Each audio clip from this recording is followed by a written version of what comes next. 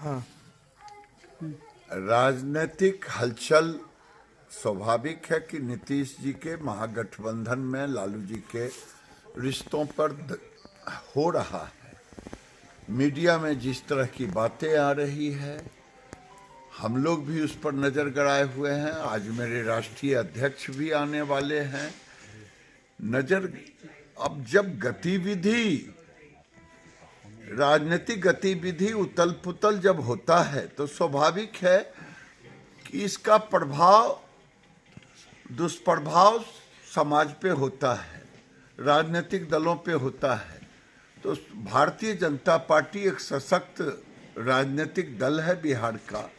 वो भी अपने विधायकों के साथ कल भी बैठक हुई, आज भी हम बैठक करेंगे और बैठक की सिलसिला चलेगी। लेकिन निर्णय तो जब नीतीश जी की सरकार और लालू जी का गठबंधन, न लालू जी अभी इस्तीफा वापस लिए हैं, ये भी कहते ना कि समर्थन हम वापस लिए, तो वो भी नहीं कह रहे हैं, और नीतीश जी भी अभी इस्तीफा नहीं दिया है।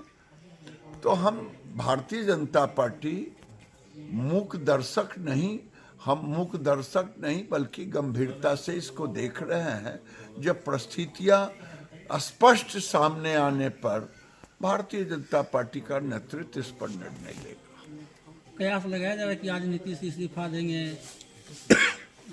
हम भी तो आपके मीडिया में देख रहे हैं, जब वो इस्तीफा देंगे तब आगे भारतीय जनता पार्टी भी सोचेगी इनको समर्थन देना है, क्यों देना है, इस पर बात होगी। आपके पुराने जदयू आरजेडी के लोग अब एक दूसरे पर आरोप लगा रहे हैं। तेजस्वी यादव विज्ञापन छपा कर कहा कि जो नौकरियां दी हैं वो तेजस्वी यादव ने दी हैं। नीरज कुमार का कहना है कि जो नौकरी के बदले जमीन सरे लेने की दोनों मोहर, इसको किस रूप में देखते हैं? मैं तो ये देखता हूं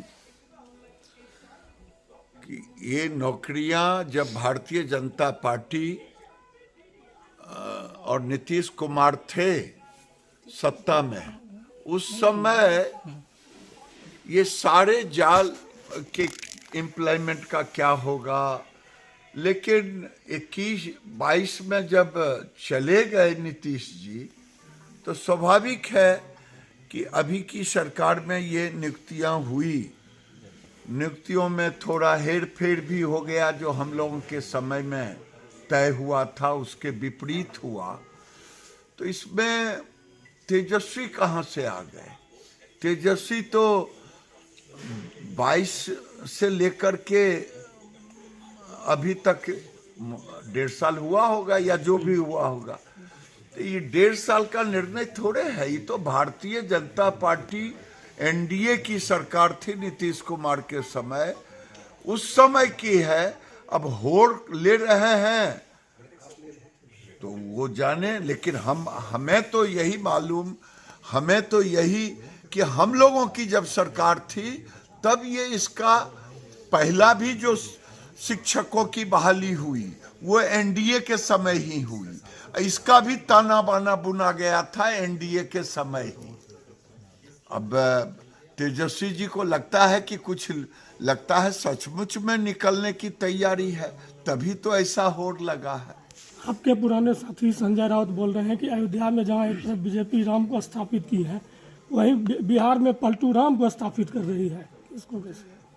दूसरे की चिंता काहिल करते हैं? प्रभु श्री राम का दर्शन कर ले, सारे किस्मत ठीक हो जाएगा। आज प्रभु श्री राम स्थापित है अयोध्या में, और मुझे तो इतनी खुशी हो रही है कि मूर्तिकार कह रहा है कि प्रभु श्री राम की मूर्ति में विलक्षण परिवर्तन आया है, ये मूर्ति हमने स्थापित नहीं की थी। तो ये प्रभु श्री राम की महिमा हो रहा है।